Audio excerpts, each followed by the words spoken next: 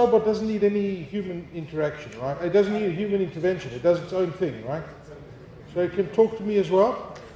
Okay. Oh, you're getting a bit too close to me. All right, where's the microphone? There's a microphone over here. Let's hear what this robot's going to say. Okay, hang on a sec. Yeah. Hello. Yes, hello, who's that? Hello, how are you doing, sir? I'm very well, thanks. Who am I speaking to? I wish I was Dr. Sack, but my name is Eddie Sack. I'm in the other room. So I'm just showing you guys the technology, how it could drive around, and then we're going to come and give you guys a presentation on the whole technology. All right, so that's pretty cool. So if I were walking into a hospital, I would see this device and I could press buttons and I could ask questions and I could interact with this InTouch Health iRobot, right? Yeah, so what the technology does is it enables a remote specialist to control the robot, to be able to navigate throughout the hospital, be able to do his rounds. The system has mapping, so we can map out wards to go to automated locations, or the doctor can manually drive the robot through the wards. The technology also integrates in with medical peripherals, which enables, the nurses or other doctors on the other end to send vitals, and, there's a digital stethoscope on the side of the robot. There's what? A digital stethoscope? Yeah, on the side. Oh, that's the otoscope on the other side. Okay, you can see I haven't qualified as a doctor. Okay. Oh, here it is. There we go. Okay. On my chest. Excuse me, ladies and gentlemen. Okay, here we go. Okay.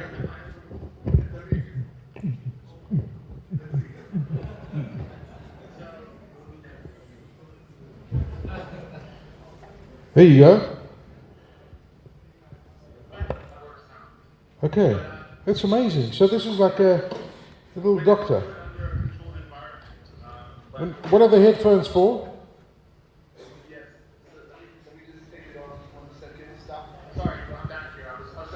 So when you connect the stethoscope, you have to change modes, and then you would obviously sit in a controlled environment, especially so you'd be able to hear it with the headphones.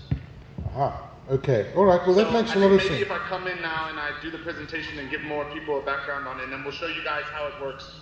When I come in. All right. Where are you? Okay. I'm coming. There we go. Okay. So Elliot will come and do a quick demonstration on how this works, but it's pretty interesting. Interesting device. I mean, you guys could have made it. Hello. There you go. You could have made it look a little bit more, I don't know, like doctorish, put a coat on, put some glasses, It's quite intimidating. Do you agree it's intimidating? Or not? It is a bit. So we started with the vision to improve healthcare in Africa. We identified that there was a lack of medical specialists in Africa. So what we did is that we reached out to a company called InTouch Health, which is a Santa Barbara-based company. They've been involved in telemedicine and telehealth for over 15 years. The founder of InTouch Health was actually involved in the development of the prototype of the Da Vinci robot, the robot that the other surgeon was here. So they developed that technology and sold that business to Intuitive Surgical, which is a listed company on the NASDAQ stock exchange. And they formed InTouch Health about 15 years ago. And we have partnered with them to implement these systems in Africa. And our vision is to connect Africa through the cloud and provide high quality care to all African people. So, there's been the order might have got a bit messed up in my presentation, but in Africa, everyone wants to do a pilot. So we're suffering from pilotitis. Everyone wants to do a pilot. What we're noticing is when we show this technology, let's pilot, let's do a proof of concept. It's working globally. There's case studies that show clinical outcomes. But what happens is with these pilots is that there'll be successful pilots, but then there's never an implementation that will go to scale.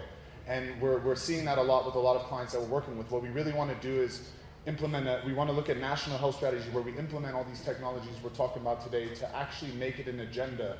Some of the other countries are quicker to adopt this type of protocol, and it's working globally, and it's working in other African countries. For instance, here's a quote from the Minister of Health of DRC. They utilize digital health for Ebola, and now they're getting real-time data to understand where the epidemic is actually happening 2 times a day, every day. So it's really helping them out with that infection crisis in DRC. Why a national digital health strategy? According to the Minister of Health of Rwanda, Rwanda's e-health strategic plan for 2016 through 2020 is a key driver to economic growth and is improving the lives of people. Digital health improves service delivery and clinical outcomes, and we know that cannot happen if we don't look at data. So they say data is the new gold or the oil, and we're looking at data collection on patients to provide better statistics on how we could care for patients. How do we get there? It's not easy. So to implement this solution, there is a lot of work. In all digital health solutions, there's a lot of work going into implementation, but you have to align everyone in the country with your digital health strategy. According to the WHO, 63% of the responding countries that have developed e-health strategies. We still need to look at our strategies. We need to coordinate. So we have to work together as teams. I think there's a lot of silos in our system that we need to work on. We need so what happens is a lot of people invest in these type of projects, but they don't coordinate effectively. Organizations fund their own type of projects, but it's like, for instance, one medical record system in one province, but it doesn't speak to the other provinces. Rather than coordinating, and they need to look at using proven solutions. Plus, we need to look at building local capacity. So what we're noticing is that we want to upskill IT technicians, we want to upskill nurses, we want to upskill everyone. How we're going to do that is having these solutions in facilities, training the IT staff, having the nurses being supported by senior doctors remotely, having remote doctors and professors doing training. So there's a lot of different applications that can increase digital health in Africa. Let me just breeze through a couple of these slides because I know so there's a bottleneck on healthcare delivery, we all know that. A lot of the reasons have been addressed today. Populations are moving to developed, more urban areas. There's refugee crises now, but more importantly, there's an increase in high acuity patients. So we have a massive problem of diabetes, stroke in the country. So we have a lot of problems that we're facing in health, and our doctors need help, and our clinicians. A major problem that we face in South Africa, and it's a global problem, is medical legal. So this is an older slide from 2013, but if you look at the bottom left, Baragwanath Hospital had claims of 420 million in medical legal. And it's a global problem because doctors are working long hours, there's miscommunications, people are using WhatsApp, doctors are taking phone calls in the middle of the night to make high acuity assessments of patients via telephone calls. There's a lot of different things that are going wrong, but with our technology, there's a bit of governance. You can record consultations, you can invite specialists and provide team care, have second opinions, and being able to utilize technology to be in the hospital and have the doctor there overseeing these situations can mitigate medical legal risk. So we've seen all the stuff in the newspaper, how Tang Health is in ICU. And we know this firsthand. There was the tragedy of the 94 people that died. Also recently, the last oncologist left KZN. So we don't even have an oncologist in a massive province at Albert Lutuli. But we can, and we are going to implement systems to enable those doctors to be in those provinces. Just to talk about regulatory. So regulatory from a legal framework is quite complicated here, but currently how we're going to practice telemedicine is we're going to have a senior emergency doctor or specialist sitting at a centralized location and provide care to another facility, either with the robot, with a nurse, or with another doctor. There's recent regulations also for medical device companies in Africa. We have to apply and get certified with the Medicines Control Council. They're starting to look at medical device companies to analyze their accreditations, if the technology is CE marked, FDA cleared.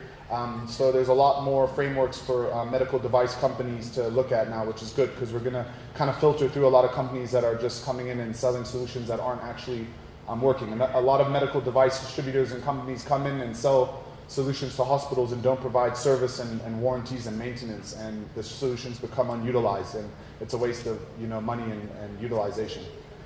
I like to show this slide.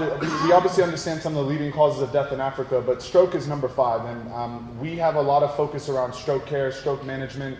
Our technology has been used very successfully globally in stroke care, so having a remote neurologist providing care to an off-site location with this expertise neurologist. You could also include an interventional radiologist and analyze the PACS imagery remotely, and then ascertain what type of stroke the patient's having, and then administer the right medications in a timely fashion.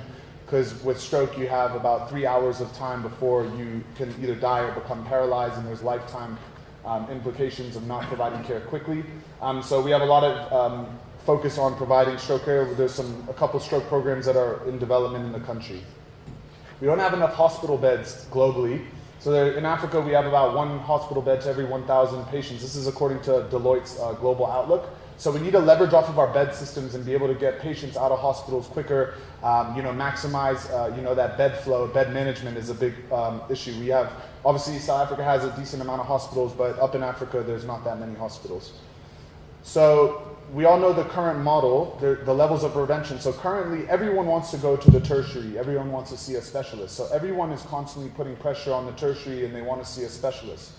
But what we're trying to do is disrupt that. So with our technology, the specialist you should only go to the super specialist when you need to. And with our technology, how we're going to do that is by, currently the tertiary models are being overloaded by the outlying referring hospitals, constantly referring patients to the tertiary. But if you put our solutions into a facility, then we could work on keeping those patients in the community and rural hospitals and caring for them in those areas and reducing the transfers, which saves money and also improves outcomes on patients. So there's been a lot of talks about connectivity, and it baffles me, and I was just speaking to another gentleman about how people say there's no connectivity in hospitals because I don't understand why there isn't. Our plan is to lobby and work together with different stakeholders to get connectivity throughout Africa. We really want hospitals to be connected so that not only we can improve healthcare delivery. And I just want to show you a slide. So for instance, I thought it would be worthwhile showing. Since we're at Vodacom, this is a map of Vodacom's 3G coverage in South Africa. Our solutions run on 3G coverage. A lot of these solutions that people have presented today can run on 3G. Our whole country has connectivity. It's just getting these institutions with connectivity. So we need to work with the telecommunications providers.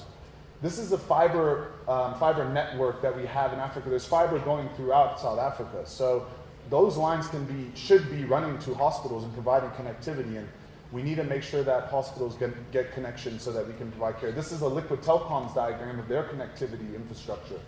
And there's a lot of, I've spoken with the likes of Vumatel, they're interested in providing connectivity. Okay, well, I'm running low on time. I just want to, okay, how much time do I have? Well, okay. Okay, so let me just quickly say, okay, so I just want to say, so this is, we gotta work with everybody. This is a robot, this is the future of healthcare. We provide solutions across the continuum of care, from emergency care all the way across to mental health, emergency medicine. I'm sorry, I'm just in a rush. How much? Okay, well, so that's how a consultation would look, where a neurologist is seeing a patient in a stroke and also looking at a PACS image of a brain scan. Yeah, I mean, look, we have solutions installed around the world. We're in over 40 countries globally. We have a lot of expertise that we can leverage off of. Basically, there's been over 1 million consults on our platform. The technology enables over 20 specialties to be able to be into a hospital. So by having a robot in your facility, you could have access to multiple specialties. Yeah, I mean, there's a lot of information, but we're running low on time. I think maybe if we could do a presentation, if anyone's interested to learn more about how telehealth could benefit, your healthcare system, we're open to discussion further. Thanks. Great stuff. Thank you very much.